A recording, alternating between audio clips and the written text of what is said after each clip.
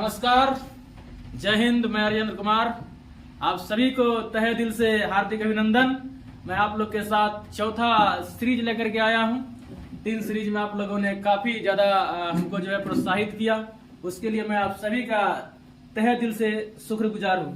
चलिए तो मैं आप लोग का मेरे दोस्त चौथे सीरीज में स्वागत करता हूं। और चौथे सीरीज में जो पहला क्वेश्चन है जो कि शानदार जानदार आपके बीच धमाकेदार, देखिए एकदम क्वेश्चन आपका एकदम दे दंडनाता हुआ। कहता है भारत का प्रथम गवर्नर जनरल कौन था। जो दोस्त याद रखना, गवर्नर जनरल तो पूछना ही है, चाहे आप किसी का भी एग्जाम लीजिए, 10वीं क्लास का दीजिए या फिर जीवन में कोई सा भी एग्जाम लीजिए। मेरे दोस्त एक बात याद रख लीजिएगा, गवर्नर जनरल पूछता ही पूछता है। तो चलिए देखिए, कहता है भारत का प्रथम गवर्नर जनरल कौन था। तो याद रखिएगा इसका आंसर जो हो जाएगा मेरे दोस्त, इसका जो आंसर हो जाएगा ये हो जाएगा विलियम बेंटिक। क्या हो जाएगा? William Bentinck. तो मेरे दोस्त चलिए लगे हाथ, हम लोग एक और चीज देख लेते हैं आराम से। अगर आपसे पूछेगा स्वतंत्र भारत का, क्या पूछेगा मेरे बाबू? स्वतंत्र भारत का प्रथम governor general.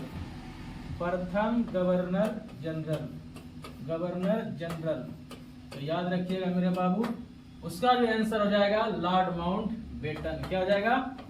Lord Mountbatten. तो याद रखिएगा मेरे बाबू, अगर जो कहेगा आपसे कि जो है स्वतंत्र भारत के प्रथम भारतीय गवर्नर जनरल कौन हो जाएगा, तो याद रखिएगा मेरे बउआ लोग, ये हो जाएगा श्री राजगोपालाचारी। अगर मेरे बाबू अगर आपसे पूछ दे भारत के प्रथम वायसराय कौन थे, तो याद रखना मेरे दोस्त, वो हो जाएगा लॉर्ड कैनिंग। ठीक है, चलिए हम लोग आगे की ओर बढ़ जाते हैं। कुछ कहते हैं मेरे दोस्त, जब तक आप पढ़िएगा नहीं, जब तक आप बढ़िएगा नहीं। तो देखिए, और कहता भी है शिक्षा हुआ सिरनी का दूध है, जिसने जितना पिया है उतने उसने दहाड़ा है। आप लोग शिक्षा के साथ जुड़े रहिए। और दूसरा क्वेश्चन आपके बीच एकदम दंदनाता हुआ हाजिर है। देखिए, कहता है यहाँ पे अंकोर वाट का मंदिर कहाँ है। बहुत फेमस क्वेश्चन है मेरे दोस्त, ये जो है बार बार परीक्षा में पूछे जाते हैं तो हम भी इसमें डाल दिए हैं। तो देखते हैं इसका आंसर क्या हो जाएगा।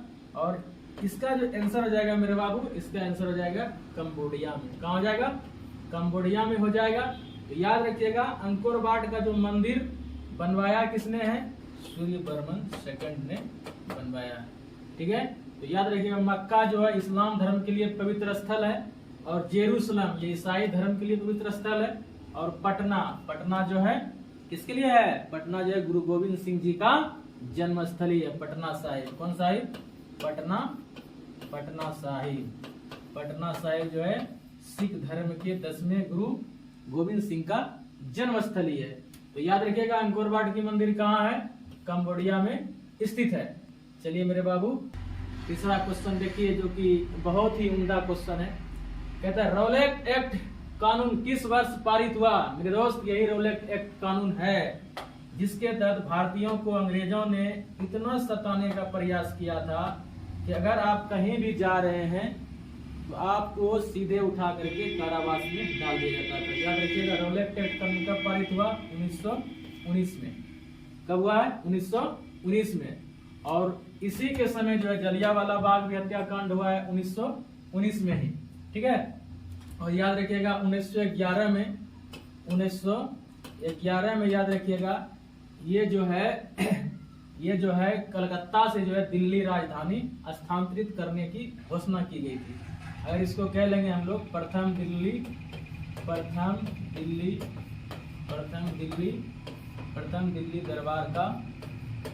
दरबार का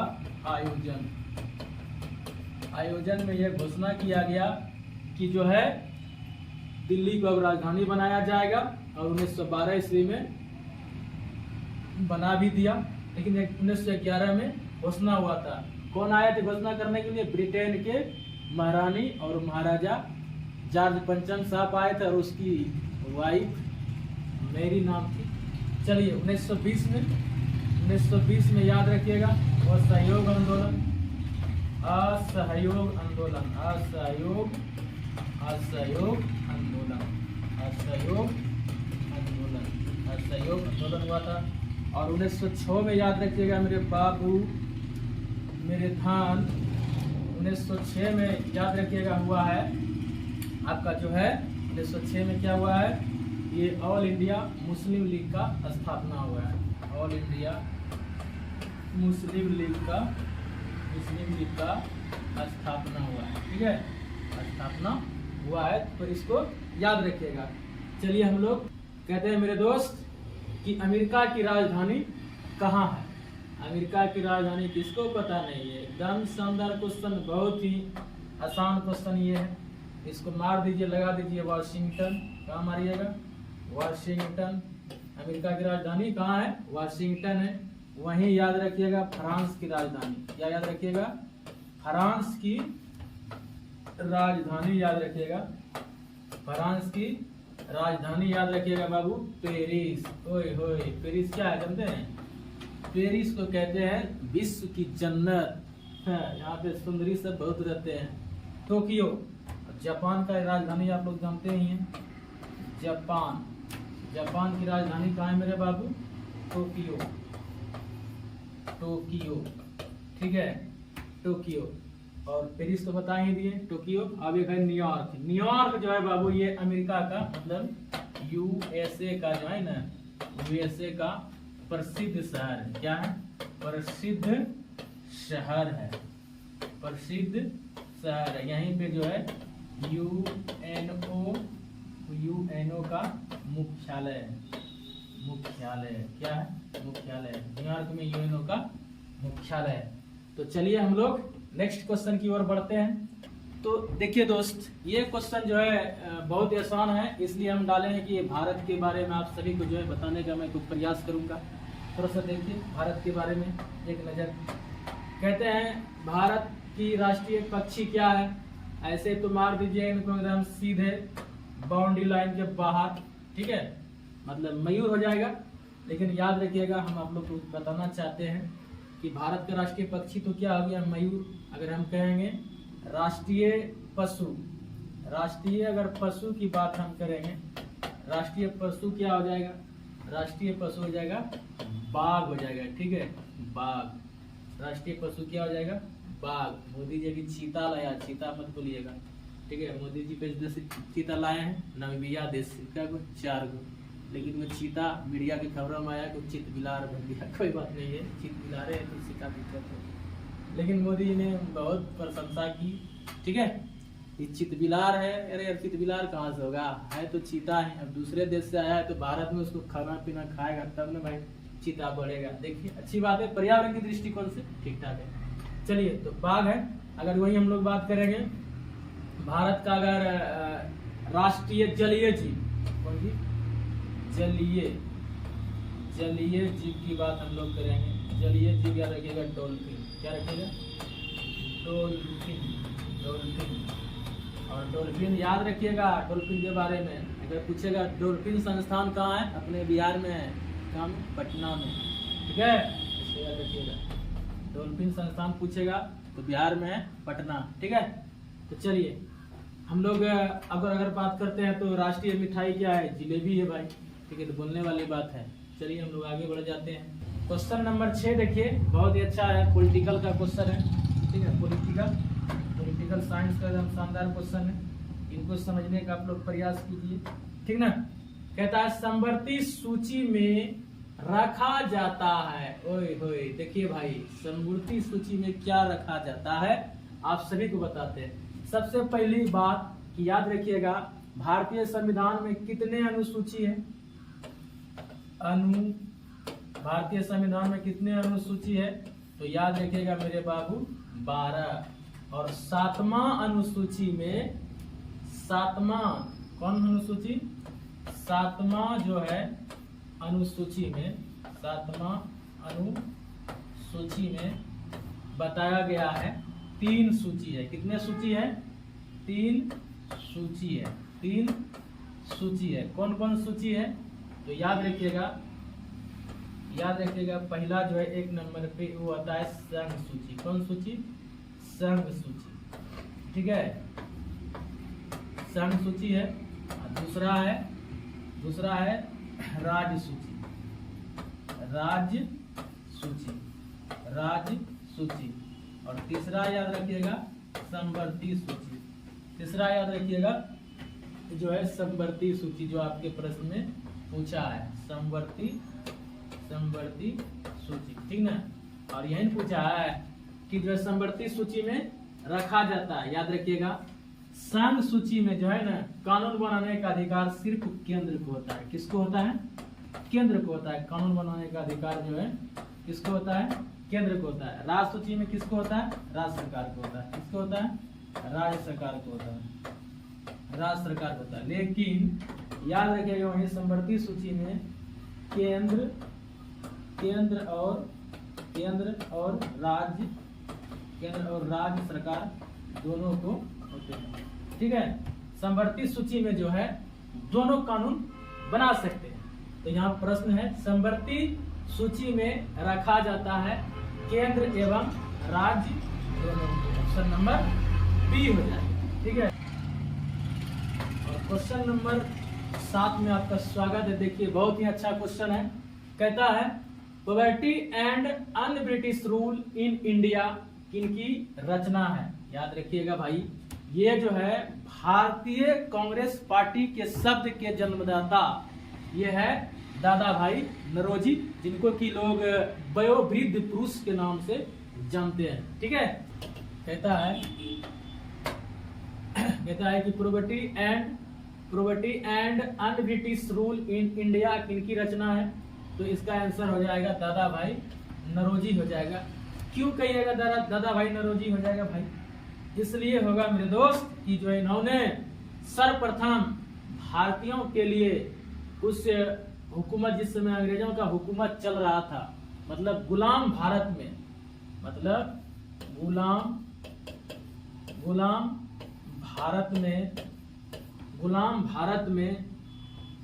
सर्वप्रथम प्रति व्यक्ति आय की गणना करने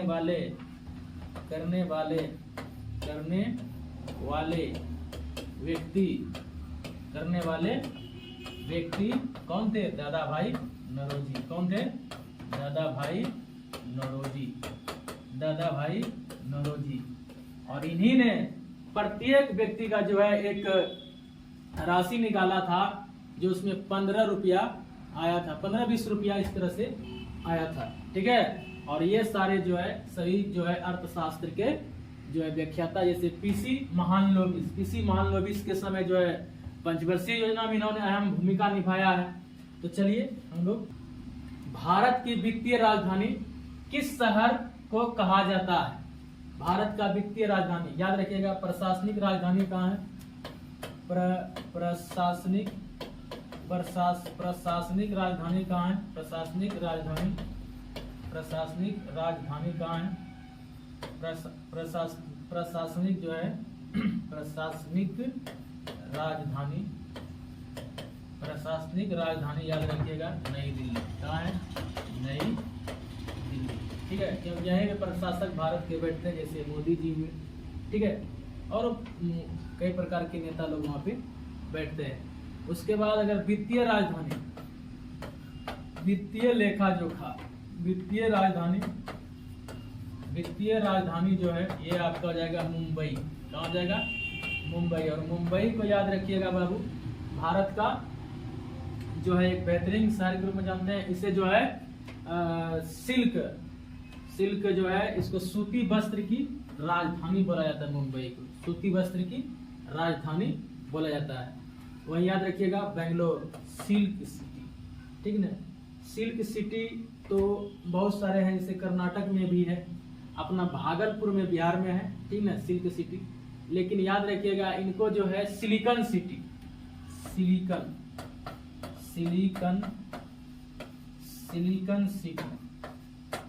सिलिकन सिटी के नाम से किसको जानते हैं? बेंगलोर को जानते हैं। किसको जानते हैं? बेंगलोर को जानते हैं। तो इसका आंसर क्या हो जाएगा? भारत की वित्तीय राजधानी कहाँ है? तो मुंबई। इनमें कौन बीमारू राज्य है? इनमें कौन बीमारू राज्य है? तो देखिए, बीमारू राज्य के बारे में तो हम ज्यादा कुछ नहीं कहेंगे आप सभी को, लेकिन बीमारू राज्य का मतलब होता है कि वैसा राज्य जो कि वहाँ पे प्रति व्यक्ति आय कम हो और किसी भी प्रकार का जो है वहाँ पे जो है लोगों को रोजगार की कमी हो, भुखमरी हो, गरीबी हो, दीनता हो, ठीक ना, ये सारे चीज। लेकिन यहाँ पे कहता है इनमें से कौन से बीमारू राज्य है, मतलब जिसका विकास नहीं है, मतलब बीमार है। शरीर में जैसे बीमारी कैसे होता है कि जो है शरीर में जैसे बीमारी होता है तो शरीर स्थिर हो जाता है, तो उसका कोई विकास हो पाता है नहीं। उसी प्रकार से जो है, उसी प्रकार से अगर कोई राज्य में अगर विकास की दर नहीं बढ़ रहा है तो उसको हम कहते हैं बीमारू राज्य। तो इनमें से सभी राज्य होगा, लेकिन उनमें से हम बिहार कहेंगे। ये तो भैया बिहार जो है, बिहार महाबीमारू राज्य। क्या है? बीमारू राज्य है। जानते हैं क्यों? इसलिए भाई हम महाबीमारू राज्य लिखे हैं क्योंकि यहाँ पे बिहार बीमारू राज्य नहीं है। यहाँ के नेताओं ने जो है बिहार को चौपट कर डाला है और बिहार को गरीब बना दिया। बिहार में बहुत सारी जनसंख्या है, अगर इसे कम दे दिया जाए तो हमें लगता है कि बिहार बदल जाएगा, लेकिन हम लोग को भी इसमें हाथ उठाना पड़ेगा, काम करना पड़ेगा बिहार के लिए, तभी जो है बिहार आगे की ओर जाएगा। मध्य प्रदेश में याद रखिएगा, जानते हैं मध्य प्रदेश में क्या मिलता है सबसे अधिक? मध्य प्रदेश में सबसे अधिक मिलता है हीरा। समझ रहे हैं? हीरा मिलता है यहाँ पे। हाँ, बीमारू में है। मध्य प्रदेश वाले तो बहुत लोग कुछ कर भी रहे हैं, उड़ीसा वाले भी नवीन पटनायक जी बहुत कुछ कर रहे हैं, लेकिन नीतीश कुमार शराब बंद कर रहे हैं। करिए शराब बंद, कर लो, नहीं होगा, ठीक है? अगर होगा तो दूसरा लोग करेगा, तुमसे नहीं होगा भाई। चलिए हम लोग क्वेश्चन नंबर अंत देखते हैं। क्वेश्चन नंबर जो है देखिए, कहता है 2011 के जनगणना के अनुसार बिहार में प्रति वर्ग किलोमीटर कितने व्यक्ति रहते हैं? अरे बाप रे! देखिए मेरे दोस्त, बिहार में कुछ बढ़े अथवा नहीं बढ़े, जनसंख्या तो बढ़ना तय है। जानते हैं जनसंख्या क्यों बढ़ते हैं? जनसंख्या इसलिए बढ़ते हैं क्योंकि यहाँ पे पढ़े लिखों की कमी है। याद है उन लोग को पता होना चाहिए कि बिहार में जो है कितना % साक्षरता दर है? 64 समथिंग है। समझ रहे ना? 64 मतलब 100 आदमी में मात्र 64 आदमी जो है पढ़े लिखे हैं, और बाकी सब क्या है बताओ? इस दौर में, जो कि डिजिटल दौर है, इस दौर में जो है अगर इस प्रकार से काम रहेगा बिहार का शिक्षा व्यवस्था पर, कहाँ से बिहार आगे बढ़ेगा? कहता है 2011 जनगणना के अनुसार बिहार में प्रति वर्ग किलोमीटर कितने व्यक्ति रहते हैं? तो याद रखिएगा 1106 व्यक्ति। मतलब इसका हुआ 1 किलोमीटर में 1106 व्यक्ति रहते हैं। कितने व्यक्ति रहते हैं? 1106 व्यक्ति रहते हैं, ठीक है? वहीं पे याद रखिएगा कि देश में, भारत में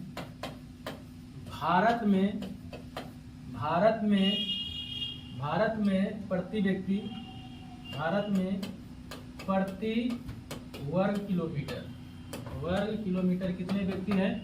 तो याद रखिएगा 382 व्यक्ति है। कितने व्यक्ति हैं? 382 व्यक्ति है, ठीक है? अगर वहीं पे याद रखिएगा कि सबसे कम जनसंख्या घनत्व वाला राज्य कौन है? सबसे कम जनसंख्या घनत्व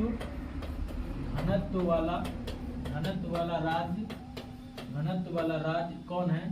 तो याद रखिएगा वह है अरुणाचल प्रदेश। कौन है? अरुणाचल प्रदेश। कौन है मेरे बाबू?